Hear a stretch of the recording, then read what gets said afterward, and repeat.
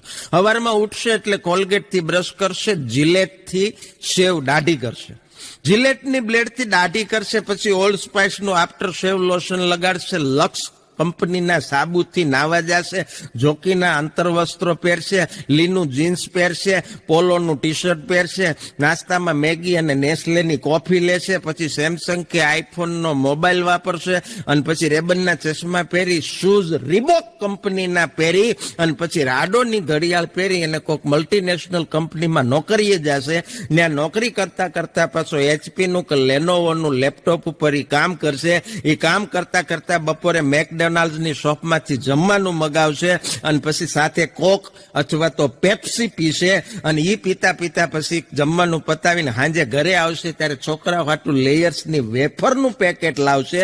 પછી dining table ઉપર જમવા બેસે, જમીન પછી બ્લેક લેબલની એકાદી ચુસ્કી મારીને બાલ્કનીમાં બેઠો બેઠો વિદેશી સિગરેટનો દમ ખેંચતો ખેંચતો વિચાર કરશે કે ભારતનો રૂપિયો ડોલર સામે નબળો કેમ પડે છે. સવારથી સાંજ સુધીમાં લઈ અને જે કાંઈ વસ્તુનો મેન તમે ઉપયોગ કર્યો, નથી લાગતું કે સ્વદેશી તરફ આપણે થોડુંક પાછું વળવું જોઈએ? આના માટે જવાબદાર હું તમે નથી.